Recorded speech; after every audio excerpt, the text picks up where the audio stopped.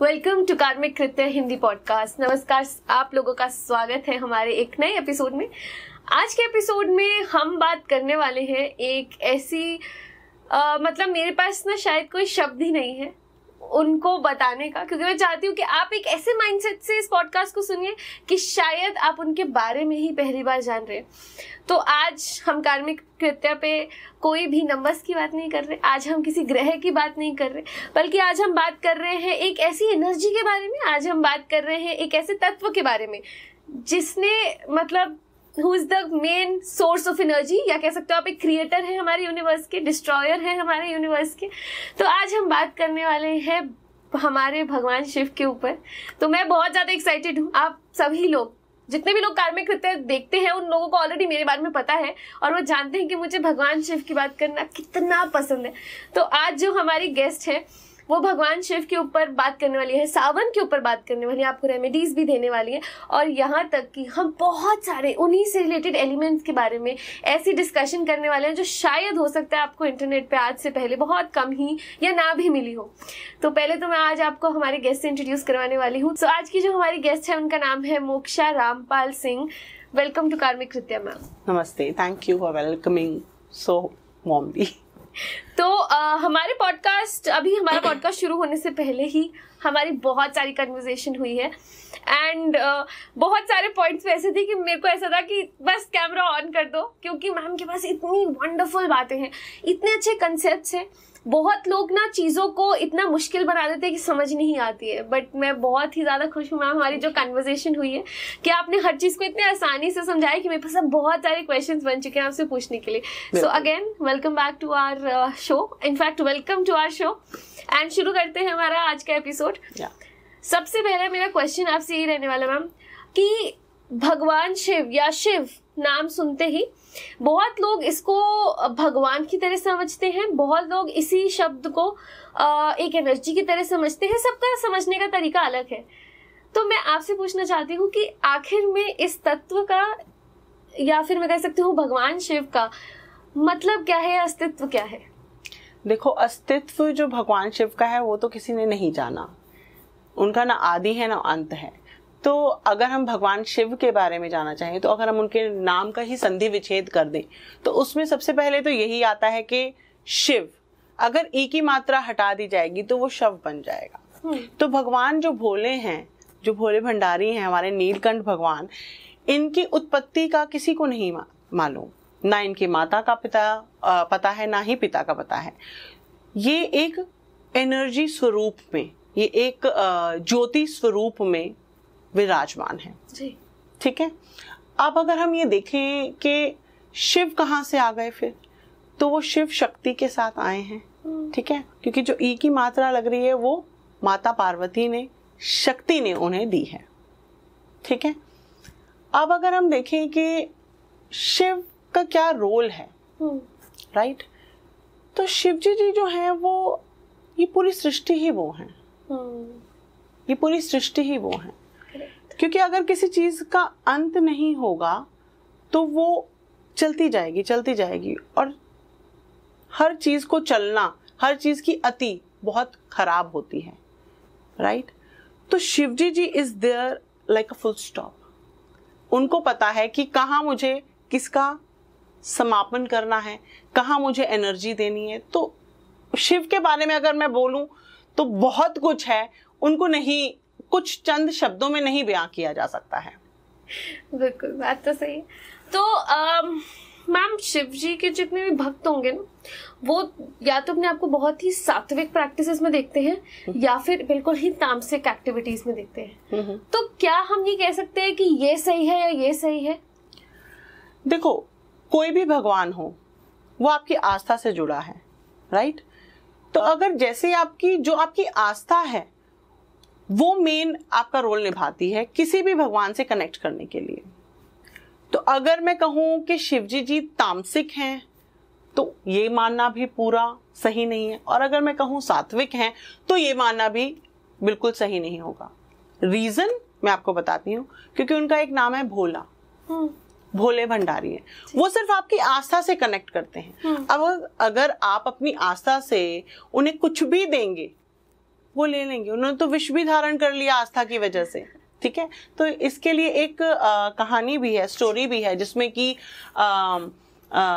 जो ये होते हैं जो शमशान भूमि में के जो पंडित होते हैं, वो जो तपस्या करते हैं वो तो शमशान में ही करते हैं। अब शमशान अगर देखा जाए तो क्या हम उसे पॉजिटिव चीज मानेंगे? नहीं। हम लोग क्या करते हैं, जब शमशान भूमि से वापस आते हैं तो हम अपने ऊपर छींटा मारते हैं, नहाते हैं, धोते हैं, ताकि हम स्वच्छ बन जाएं। मगर भोले भंडारी तो रहते ही वहां पर है। तो फिर जब उन्होंने उनकी तपस्या करी और जब वो भोग लगाने उनकी तपस्या से इतने वो खुश हो गए, तो वो साक्षात प्रत्यक्ष रूप में आ गए उनके सामने। तो उन्होंने क्या किया कि उनको एक मटन, एक मांस का टुकड़ा दिया कि ये हम आपको भोग लगाएंगे। तो माता पार्वती फटाफट से आ गई, क्योंकि भोले बाबा लेने वाले थे। तो कहते आप ये कैसे ग्रहण कर सकते हैं? ये मांस है, ये किसी जीव का मांस है, ये आप नहीं ग्रहण कर सकते। तो भोले बाबा ने कहा कि ये क्या है क्या नहीं, उससे मुझे कोई मतलब नहीं है। उसकी आस्था इतनी पवित्र है कि मुझे ये ग्रहण करना पड़ेगा। उसने इतनी बड़ी आस्था से मुझे दिया है कि मुझे कनेक्ट कर गया। जब आजकल ये वर्ड बहुत ट्रेंडिंग है, connection, how can we connect, तो कनेक्शन आस्था ही है, और उस आस्था से जब कुछ भी आप भोले बाबा को चढ़ा देंगे, वो स्वीकार कर लेते हैं। वाओ। तो मैम, बहुत सारे लोग हैं ना जो इस चीज को सुनकर ना बहुत अच्छा फील कर रहे होंगे कि हाँ यार, भोलेनाथ हैं और उनको हम कुछ भी चढ़ा दें तो वो खुश हो जाएंगे। बट उसके बावजूद भी कुछ पर्टिकुलर चीजें हैं जो भगवान शिव पर चढ़ाई जाती हैं, स्पेशली सावन के टाइम पर, या फिर कुछ लोगों को जो भी रेमेडीज दी जाती है उसके हिसाब से। तो अगर भगवान शिव सिर्फ कुछ भी अपने मन से देने पे खुश हो जाते हैं, तो भगवान शिव पे ये अलग अलग चीजों को चढ़ाने का रीजन ही क्या है? देखिए, आपने सावन के महीने की बात करी है, तो पहले बताते हैं कि शिवजी जी शिव और सावन को क्यों कनेक्ट किया जाता है। देखा जाए तो जो शिवजी जी हैं उनको 2 महीने बहुत पसंद हैं। अच्छा। एक माघ का महीना जिसे हम फरवरी कहते हैं, जिसमें हम शिवरात्रि मनाते हैं, और एक सावन का महीना। ठीक है। तो ये 2 महीने होते हैं जिसमें रहते तो वैसे वो यहीं पर ही हैं, बट वो अपने इस धराचल पे अपने गणों के साथ विचरण करते हैं, घूमते हैं। ठीक है। तो it's like we can say vacation time for him. तो जब माघ का महीना इसलिए पसंद है क्योंकि उनका हम लोगों ने जो ज्यादा प्रचलित कर दिया वो ये है कि शादी हुई थी, महाशिवरात्रि। एक तो ये रीजन है। दूसरा ये भी है कि पहले सावन के महीने में जो आपका ये है माघ का महीना, वहां पर उनकी सबसे पहले पूजा हुई थी ज्योतिर्लिंग स्वरूप में, जो उनको देखा गया था। तो वहां से उनकी पहली पूजा इस धरा सृष्टि पे शुरू हुई थी, इसलिए उनको हम इससे रिलेट करते हैं। और सावन के महीने में वो अपने पूरे गणों के साथ पूरे धरती पे विचलित करते हैं। आपने उनकी जो उन्होंने विष पिया था उसकी तो बहुत अच्छे से सभी को ही पता होगी, आपके व्यूअर्स को भी पता ही होगा कि उन्होंने जब समुद्र मंथन हुआ था तो शिव विष ग्रहण कर लिया था, राइट। तो जो विष ग्रहण किया था तो उससे जलन, ताप उनके शरीर में हो रहा था, राइट। तो जो रावण हैं उन्होंने उनके ऊपर ये जल देने की स्टार्टिंग करी। ठीक है। वहीं से ही हमारा जो है ये जल चढ़ाने का भांग, धतूरा, दूध, ठीक है, उससे जितने भी देवगण थे ना उन्होंने उनका स्नान करवाया। ठीक है। ताकि उनकी जो ताप हो रही है, जो जलन हो रही है, उसको थोड़ी सी कम कर सकें। तो इसलिए अब ये नहीं है, अब मैंने बोल दिया भांग तो शिवजी जी अरे भांग, जो भांग पीते हैं शिवरात्रि पे भांग का वो दिया जाता है, ऐसा नहीं है। रीजन ये है कि जो भांग है उसकी ना जो स्टेट है वो ठंडा होता है। ठीक है। उसकी जो क्या कहते हैं हम, तासीर ठंडी होती है। तो इसलिए उसके ऊपर जो है हम लोग उसको शिवलिंग पे चढ़ाते हैं ताकि उनको मध्यम ठंडक मिलती रहे। ऑलराइट। तो मैम, अगर हम शिव जी को ही थोड़ा और समझने की कोशिश करें तो अगर हम उनकी थोड़ी पर्सनालिटी ट्रेट्स के बारे में बात करें, हम लोग उनको ये कहते हैं कि वो बिल्कुल ही एक बिगिनिंग भी है और वो एंड भी वही है। तो क्या पर्सनालिटी ट्रेट से हम शिव जी को समझ सकते हैं? देखिए, नाम तो काफी सारे हैं शिव जी के, आपको पता ही है, राइट? काफी सारे व्यूअर्स को पता है, गूगल करेंगे तो बहुत सारे आ जाएंगे। मगर एक जो उनका पर्सनालिटी ट्रेट है, जो एक भोले भंडारी तो हमने देख ही लिया है, एक उनका एक और जो एक डिस्टिंक्ट है वो औगरदानी है। उनको औगरदानी के नाम से भी जाना जाता है। अच्छा। अब क्यों जाना जाता है वो इसलिए, औगरदानी का मतलब क्या होता है? मतलब जो भी बिना सोचे समझे दान दे देता है। अच्छा, ठीक है, बिना सोचे समझे, जो अपना नफा या नुकसान नहीं देखता। आज की स्टेट में, आज के दौर में अगर हम जैसे काफी लोग पॉडकास्ट देख के दान करने लगे ना, तो बैक ऑफ द माइंड उनके चल रहा होता है कि ये कर्म कर दिया, इसका फल ये मिलेगा। तो पहले ही हमें ये देखना चाहिए कि कर्म कर, फल की चिंता मत कर, ये पहले ही गीता में बोल दिया गया है, मगर ह्यूमन नेचर है। मगर जो भोले भंडारी हैं वो ये हैं कि जिन्होंने औगरदानी का रूप लिया हुआ है। अब औगरदानी का किस तरीके से, इसके पीछे भी एक बहुत अच्छी कहानी है। तो माता पार्वती जी से उनका विवाह हुआ, तो माता पार्वती अपनी फ्रेंड्स के साथ विचरने गई, तो सारे बोले कि अच्छा शादी के बाद क्या मिला, हमें ये मिला था, वो मिला था। तो माता पार्वती ने कहा कि ऐसा सच तो कुछ नहीं हुआ, मेरे साथ तो ऐसा कुछ नहीं हुआ। तो उन्होंने कहा कि अच्छा नहीं हुआ, भाई होना चाहिए, तुमने मांगा नहीं ये वो। तो अब भोले भंडारी हैं, तो गई माता जी, पार्वती माँ गए और उन्होंने कहा कि ऐसा ऐसा भी सबने बोला है, हमारा तो ऐसा कुछ नहीं हुआ भाई आपने। तो उन्होंने कहा कि भाई आपको क्या चाहिए, सब कुछ तो है, ठीक है, और हम शमशान वासी हैं यहाँ पर, हमारे और क्या दूं मैं आपको, हम तो यहाँ पर हैं और यही हमारा सब कुछ है। तो उन्होंने कहा कि नहीं, कुछ तो बनता है। तो चलो जी ठीक है, आपको सोने की नगरी बसा के दे देते हैं। तो उन्होंने कहा, खुश हो गई माता कि चलो ठीक है, सहेलियों में कुछ तो मिलेगा किट्टी पार्टी में बोलने के लिए, तो वो खुश हो गई। तो सोने की लंका जो थी वो भगवान शिव ने ही बनाई थी। अब क्या हुआ कि जो नगरी बन गई सोने की, तो उसके लिए पुरोहित बुलाए गए, पंडित जी बुलाए गए, और पंडित जी को गृह प्रवेश के लिए बुला लिया गया। और जब बुलाया गया तो वो गृह प्रवेश भी हो गया, सब कुछ हो गया। तो अब आई बारी पुरोहित को, पंडित को दान करने की, दक्षिणा देने की। तो भोले बाबा ने पूछ लिया कि आपको क्या चाहिए? तो कहते ये जो नगरी है यही दे दो। तो सोने की लंका दे दी। किसको? क्योंकि वो पुरोहित रावण था। ओके। तो वो पुरोहित रावण था, तो उनको वो एज दक्षिणा दे दी। तो कहते साथ में अगर इतनी सुंदर सोने की लंका दी है, इतनी सुंदर नगरी दी है सोने की, तो भैया इसमें सुंदर स्त्री भी होनी चाहिए, बीवी भी होनी चाहिए जैसी आपकी है। तो कहा ले जाओ। तो उन्होंने पार्वती माँ को भी दान कर दिया था। इतने बड़े औगरदानी हैं। मगर ये मेरे ख्याल से हर किसी को नहीं पता होगा, मगर कि ऐसा तो कभी सुना नहीं कि रावण ने सीता माँ को तो हरा था, पार्वती माँ कहाँ से आ गए बीच में रोल में।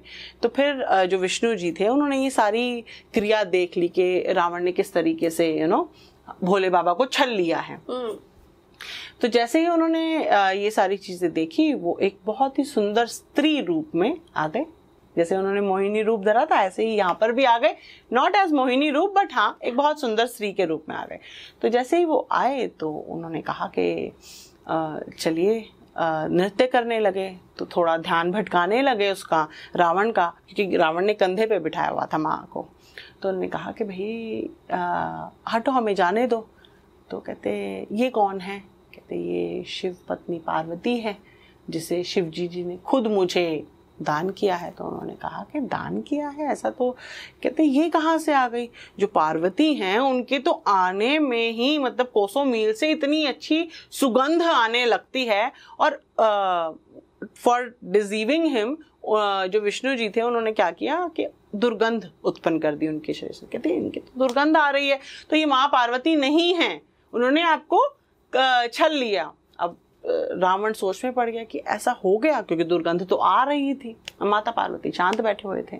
तो उन्होंने कहा कि भैया पाताल के राजा जो मैं हैं उनकी जो पुत्री का रूप धारण करके वो वहां, पार्वती माँ वहां बैठी हुई है, तो वो वहां पर गया और मंदोदरी से उन्होंने शादी करी। तो एक सवाल जो मेरे दिमाग में आया ये सब के बाद कि अगर हम बात करें, बहुत सारे जो शिव भक्त है ना, वो इस लेवल का, मतलब अपने आप को, जैसे हम सभी जानते हैं कि दुनिया में सबसे बड़े शिव भक्त रावण ही रहे होंगे, और अगर हम जितने भी शिव भक्त हैं ना वो जाए तो शायद बहुत यहीं से डिस्कनेक्ट होता है कि वो इतने बड़े शिव भक्त थे और हमारे भोलेनाथ तो कभी ऐसी हरकत नहीं कर सकते थे, तो रावण ने ऐसी हरकत क्यों करी, और फिर किस बात का शिव भक्ति की, ना वो शिव धनुष उठा पाया और ना ही वो उस चीज पर चल पाया, सब उसने उल्टे सीधे काम ही करे। मतलब एक तरीके से बहुत लोग सिंपैथेटिक भी होते हैं कि वो बहुत ज्ञानी था, बट अगर हम सिर्फ शिव भक्ति की बात करें तो क्या वो शिव भक्ति भी सच्चाई थी या शायद वो सिर्फ एक पावर गेम था रावण? देखिए, रावण जो है वो ब्राह्मण था जी, ठीक है, और अगर रावण को हम देखें भाले तो ही was a very futuristic person. How? क्योंकि उसने सीता माता का हरण ऐसे ही नहीं कर दिया विदाउट एनी रीजन, राइट। अब देखा जाए तो जो श्री राम हैं वो विष्णु अवतार हैं, और जो श्री हनुमान जी हैं वो शिव के रूप माने जाते हैं, शिव का अवतार माने जाते हैं, ठीक है। तो अगर वो देखा जाए तो जो रावण हैं उनके कौन आराध्य हैं? शिव जी। और शिव जी किसके रूप हैं, किस रूप में थे? हनुमान जी। और हनुमान जी के आराध्य कौन थे? श्री राम, ठीक है। तो अगर ये साइकिल समझे तो वो कैसे उन पर वो करते। तो अगर हम देखें कि भाई रावण को क्या ये पावर गेम किया उसने? नहीं, he was a very decent person, he knew what he was doing, क्योंकि वो बहुत ही बड़ा ज्ञान का भंडार था, दशानन था। लोग एक दिमाग नहीं संभाल पाते, एक दिमाग से आइंस्टाइन बन जाते हैं, तो वो तो दशानन था, 10 सिरों का वो। तो देखिए बुद्धि कितनी होगी, ऊपर से ब्राह्मण वो था। मगर यहाँ पर जब श्री राम जी को पता लगा, क्योंकि जब उनका वध हुआ, श्री राम जी ने जब रावण का वध किया तो उन्होंने कहा कि भाई वो जब मरे और धरा पे आए, क्योंकि ये ऊपर स्काई वॉर हो रहा था, तो जब वो धरा पर आए तो उन्होंने बोला श्री राम श्री राम श्री राम।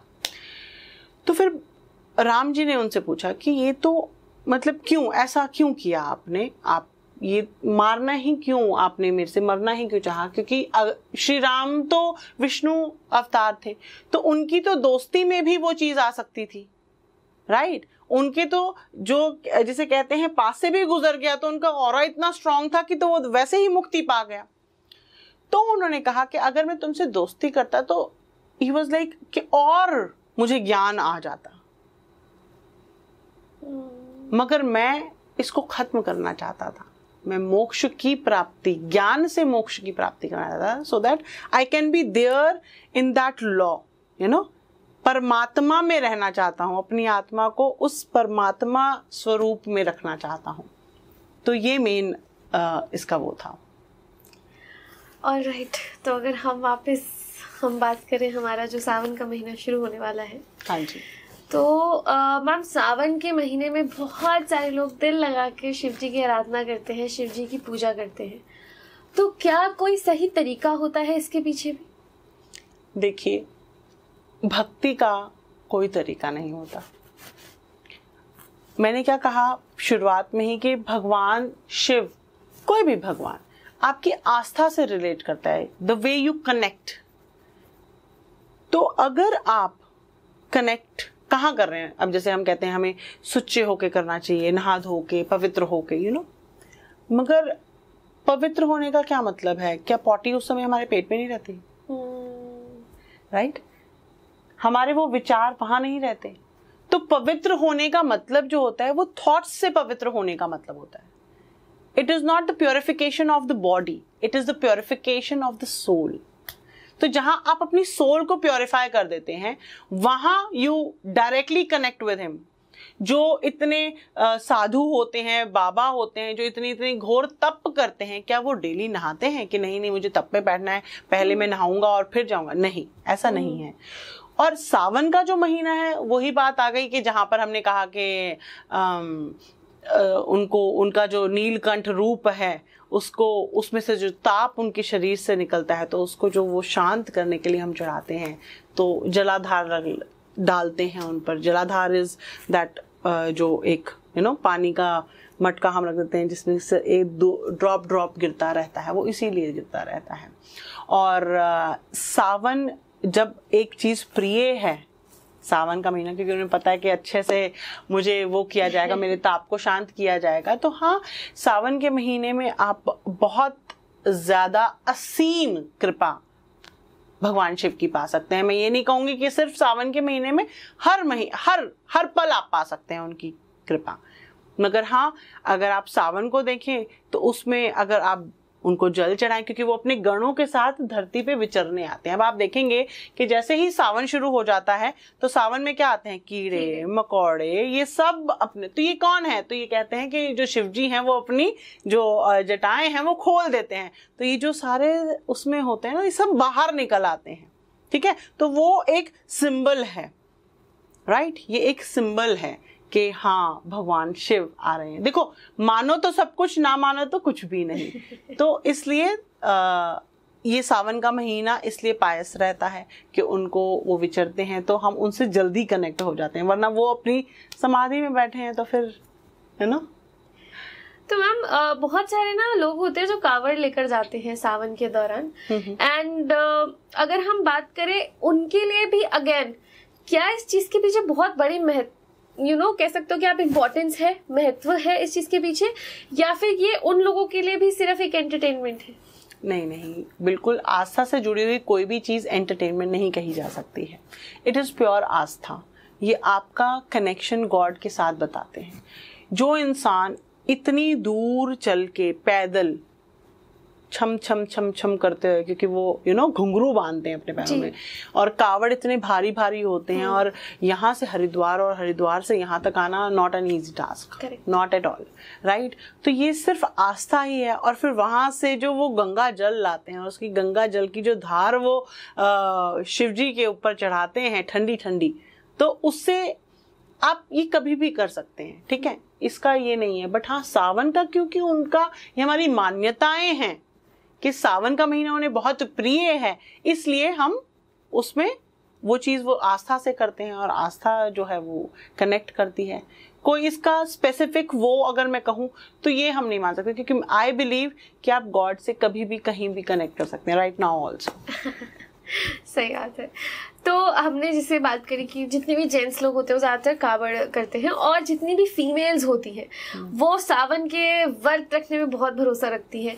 तो मैम, सावन के सोमवार के जो व्रत होते हैं वो क्या बेनिफिट्स लेके आ सकते हैं, और क्या उनमें भी कोई ऐसी चीजें हैं जो एज अ फीमेल या जो भी कर रहे हैं, मेल कर रहे हैं, फीमेल कर रहे हैं, उन्हें ध्यान रखनी चाहिए? देखिए, 16 सोमवार के व्रत तो बहुत ही ज्यादा प्रचलित हैं कि आप 16 सोमवार रखेंगे तो आपको अच्छा एक वर मिलेगा। मैंने पाया है, राइट? तो इसलिए मगर ये जो 5 सोमवार हैं, राइट, इनका महत्व अगेन सावन के महीने, क्योंकि वो यहाँ पर हैं, धरा पे हैं, तो उनकी असीम जो कनेक्शन है वो बहुत इजी हो जाता है। इसलिए वो पूरे साल में अगर आप करते हैं, पता नहीं कितने ही 16 सोमवार के व्रतों का आपको वहां पर फल मिल जाता है। और ये किस लिए करते हैं? हाँ, जरूरी है ये जानना कि भगवान शिव ही क्यों एज हस्बैंड, राइट? भगवान हम विष्णु जी क्यों नहीं मांगते, विष्णु जी के वो क्यों नहीं करते? क्योंकि विष्णु जी के पास माँ लक्ष्मी है, तो सब विष्णु जी को प्यार से वो करते हैं ताकि वो लक्ष्मी माँ आ सकें, राइट? क्योंकि जहां विष्णु जी का रहेगा वहां पर माँ लक्ष्मी तो रहेंगी ही रहेंगी। जो शिव जी हैं हम उन्हें भोले के नाम से जानते हैं। और आप देखेंगे कि हर स्त्री को ये चाहिए कि कोई भी जो भी उसका हस्बैंड बने या वुड बी हो या हस्बैंड हो, वो हमेशा सच्चे मन से उसे प्यार करें। मैं ये नहीं कह रही हूँ कि कोई बाकी नहीं करते या ऐसा कुछ नहीं है, मगर जो शिवजी जी हैं एक वही हैं जिन्होंने अपनी पत्नी के लिए अपने पूरे शरीर को छिन्न भिन्न कर दिया था, और छिन्न भिन्न करते हुए ही ये जो ज्योतिर्लिंगों की स्थापना हुई है ये वहीं से हुई है। तो जब माता सती को ने अपना देह त्याग दिया था और वो पत्नी वियोग में, सती वियोग में जो उन्होंने किया, तो उन्होंने कहा कि जब मेरी पत्नी ही नहीं है तो मेरा भी क्या अस्तित्व है, क्योंकि शिव शक्ति के बिना शव है। तो ये सबसे बड़ी बात है। तो हाँ, शक्ति को अर्धनारेश्वर भी उन्हें बोलते हैं जी, क्योंकि उन्होंने शक्ति को पूरा इक्वल दर्जा दिया है। ही टेल्स अस, वो हमें बताते हैं कि हमें जो है जो अपनी स्त्री है, जो हमारी वाइव्स हैं या किसी भी रूप में स्त्री जो है वो शक्ति का रूप है, उसे कम मत आंकिए आप, क्योंकि जहां आपने कम आंक लिया वहीं पर ही अब जैसे काफी सारे, अब तो क्योंकि पॉडकास्ट भी काफी चल रहे हैं तो सबको नॉलेज होगी कि आप अपनी पत्नी की सेवा कीजिए, पत्नी को लाल गुलाब दीजिए, इत्र दीजिए, ये कीजिए, वो कीजिए, तो आपका शुक्र अच्छा हो जाएगा। ठीक है, तो शुक्र क्यों अच्छा हो जाएगा? सिर्फ यही रीजन है कि जो पार्वती, जो लक्ष्मी माँ है, अगर हम देखें तो वो हम क्या कहते हैं, लक्ष्मी स्वरूपा। ठीक है, तो अगर हम घर की लेडीज को या स्त्री को लक्ष्मी नहीं मानेंगे तो लक्ष्मी कब? जब वो शक्ति के रूप में आती है। ठीक है, तो एक उनका सौम्य रूप है जो लक्ष्मी स्वरूप है, और जो एक जैसे अब आप कर रहे हो पॉडकास्ट, ठीक है, तो मेल डोमिनेटेड उसमें एक गर्ल आ गई, तो ये क्या है? ये शक्ति स्वरूपा ही तो है। तो Shakti is very much important and Shakti is very much integral part of all the gods. तो वो ये सिखाते हैं अपने थ्रू, हमें मनुष्यों को यही सिखाते हैं कि हमें अपने, क्योंकि हम ना भूल जाते हैं, ये एक मैं जो है वो बेशक कोई भी ह्यूमन बीइंग हो सकता है, ये मैं बहुत जल्दी आ जाती है। तो वो ये बताते हैं कि नहीं, ठहरिए, शिव शक्ति के साथ शिव बनते हैं। तो इसलिए जो हस्बैंड, गुड हस्बैंड जो चाहती हैं तो वो इसलिए शिव जी के व्रत रखती है। और मैम बहुत सारे ना लोग होंगे जो आज भी ये कहते होंगे कि इसके पीछे कोई मान्यता नहीं है, इसके पीछे कोई साइंस नहीं है, जिनको हम आमतौर पे नास्तिक कहते हैं। तो आपने सब चीजें इतने अच्छे से एक्सप्लेन करी कि सब चीजों में ना, मतलब आज तक जितने भी ऐसा लगता था ना इलॉजिकल चीजें, माइथोलॉजी है, एक मिथ्या है, उसको आपने एक सत्य की तरह हमारे सामने रखा, जो कि हमें बहुत पसंद आया। तो उसी तरह यही समझना चाहती हूँ कि जितने भी नास्तिक लोग हैं वो यही कहेंगे कि नहीं, ये सब चीजें नहीं होती, ये कोई कहानियां है बस। तो क्या अगर हमारे भगवानों ने हर चीज का एक अस्तित्व रखा है तो क्या इसका भी कोई अस्तित्व है? देखिए, अगर हम कहें कि हाँ, आज की जनरेशन में, क्योंकि हमारी जनरेशन, हम माता पिता का यहाँ पर कसूर आ जाता है कि हम अपने बच्चों को हमारी जो इतना अच्छा धरोहर है, कल्चरल धरोहर है, वो हम नहीं दे पा रहे हैं उनको। ठीक है, क्योंकि हम बिजी हो गए, ये भी है। मगर मैं सबसे यही रिक्वेस्ट करूंगी कि जो ये हमारी कल्चर है, ये जो हमारी माइथोलॉजी है, ये जो हमारे स्क्रिप्चर्स हैं, प्लीज इनको पढ़िए। नहीं पढ़ सकते तो रामायण लगा के दे दीजिए। उसका ये रीजन है, रामायण हो गई, महाभारत हो गई, जितने भी हमारे एपिक्स हैं, प्लीज लगाइए बच्चों को। लॉर्ड हनुमान की डिज्नी हॉटस्टार पे आती है, प्लीज दिखाइए उनको पता चले कि हु आर दे, राइट। अब आप बात कर रहे हैं कि नास्तिक, तो नास्तिक लोगों के लिए सबसे बड़ा ही एक बहुत ही छोटा सा एग्जाम्पल दूंगी कि मुझे सिर्फ एक ये रिप्लाई कर दे जो नास्तिक हैं, those who are atheist, those who don't believe in in God. ठीक है, वो कहते हैं गॉड का कोई अस्तित्व नहीं है, भगवान का कोई अस्तित्व नहीं है। ठीक है, everything is practical and we are practical and it's all science, scientific science भी यहाँ से उजागर होती है, बिकॉज जितने भी अकल्ट साइंसेज हैं, right, I'm not calling it any other thing, it is occult science. So astrology, numerology, palmistry, कोई भी आप उठा के देख लीजिए, जो भी अकल्ट साइंस है, ये एक साइंस है, राइट? तो अगर नास्तिक लोगों के लिए बात करूं तो उनको सिर्फ एक रीजन मुझे देना है, साइंटिफिक रीजन, कि अगर किसी को भी हम 24 घंटे के लिए पानी में रख दें तो 24 घंटे के बाद उस इंसान का, उस मनुष्य का क्या शरीर होगा, उस what will be the state of that body of his और हर, ठीक है? क्या स्टेट होगा उसका बॉडी का? गलने लगेगी, गल जाएगी, मतलब 24 घंटे क्या, 2-3 घंटों में ही ना वो रिंकल्स पड़ने लग जाते हैं। नहाकर आते जाते स्विमिंग पूल में ही बैठ जाओ तो ऐसा रिंकल्स, ठीक है? जैसे हम बचपन में काफी नहाते थे ना, तो मम्मी पता कर लेती थी कि इसने पानी आज बहुत वेस्ट किया क्योंकि रिंकल्स पड़ गए हैं, राइट? ऐसे कहते बुड्ढे जैसी स्किन हो गई। ठीक है, तो वो रिंकल्स क्यों पड़ जाते हैं? आप we can not resist in water, but अगर आप देखें गॉड को, अब गॉड अपना अस्तित्व बता रहे हैं, 9 महीने जो बच्चा है वो माँ के वूम में रहता है, इन द वाटर बैग, वो पानी में रहता है, राइट? और पानी में रहने के बाद 9 महीने बाद, पानी में 9 महीने रहने के बाद, खा पी के हष्ट पुष्ट होने के बाद बाहर आता है, और उसकी हम कहते हैं हमें ना बेबी सॉफ्ट स्किन चाहिए। तो भगवान यही बताता है, ईश्वर यही बताता है कि मैं हूं। तो ये जितने भी नास्तिक हैं उनके लिए ये एक क्वेश्चन भी है मेरा, और एक सजेशन भी है कि नाउ देयर इज गॉड। है किसी के पास जवाब तो कमेंट्स में बताइएगा, बट इसका कोई जवाब नहीं है। ऑलराइट मैम, इसी के साथ एक चीज मैं और पूछना चाहती हूँ कि जैसे आपने शुक्र के बारे में बताया था कि लोग ज्यादातर शुक्र की रेमेडीज करते हैं, इसी तरीके से बहुत सारे लोग हैं जो मून, या मैं बात करूँ नंबर 2 से एसोसिएट करके भगवान शिव की भक्ति करते हैं। तो नंबर 2 या फिर मून का और भगवान शिव का क्या रिलेशन? देखिए, जो चंद्रमा है वो उनकी कितनी बीवी हैं आपको पता है? 27। हाँ 27। ठीक है, उनसे सबसे ज्यादा प्रिय कौन सी थी उन्हें? रोहिणी। यस, जिस नक्षत्र में हम अभी कर रहे हैं। अरे तो उनको वो प्रिय थी, तो बाकी सारी गई अपने फादर के पास, बोली कि ये तो गलत हो रहा है हमारे साथ, वो he is just putting attention, वो सिर्फ एक ही को, रोहिणी को ही कर रहे हैं। तो फिर उनको श्राप मिल गया था, ठीक है, श्राप मिल गया था। और उन मून इतने सुंदर, जब आप पूर्णिमा का चांद देखते हैं तो कैसा लगता है, इट इज जस्ट के भी ये मिल जाए, इतना खूबसूरत, ठीक है। तो उनको ये तभी तो उनको ये घटना, उनका रूप कुरूप कर दिया गया था। ओके, दक्ष ने, हाँ, कुरूप कर दिया था। तो उन्होंने क्या किया कि ठीक है चलो अब आप तो वो भोले भंडारी के पास गए कि ये क्या हो गया महादेव, ये तो बहुत वो हो गया कि कैसे करूं।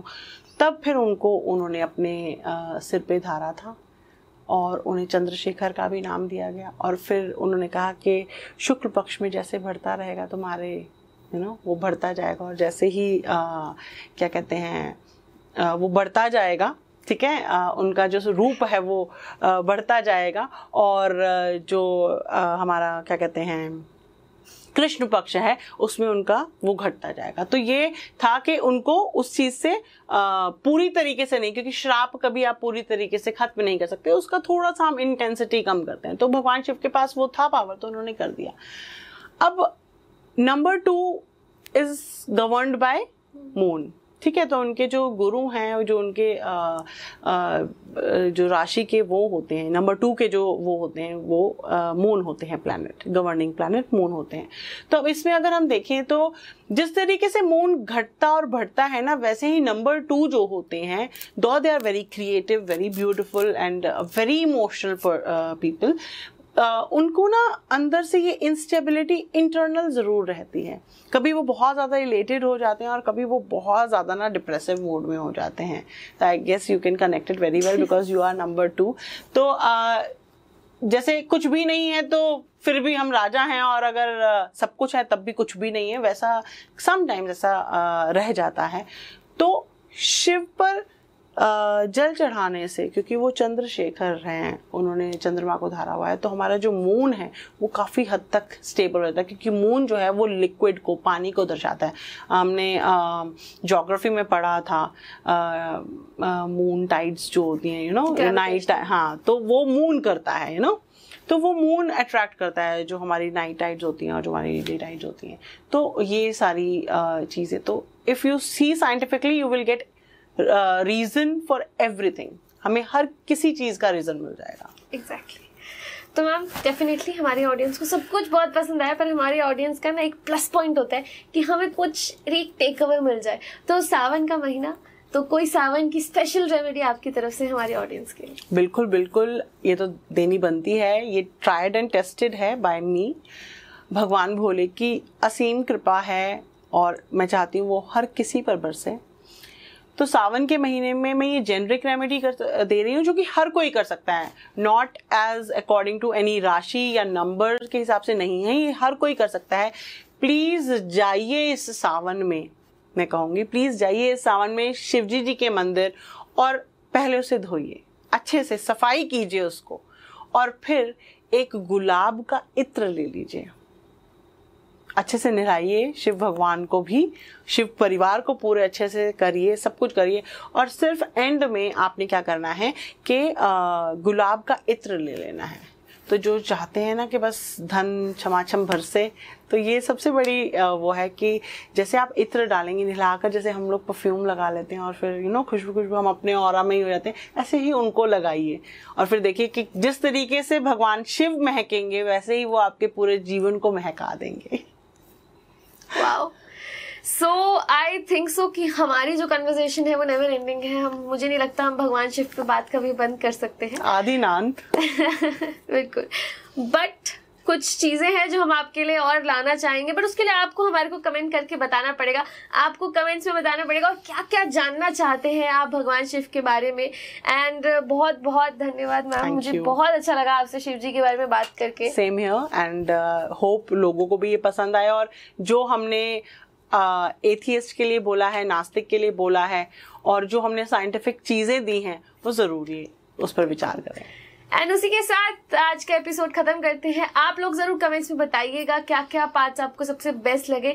Thank you so much for watching this show. As always कार्मिक कृत्य हिंदी पॉडकास्ट, कार्मिक रहे कर्म करते रहे। Thank you.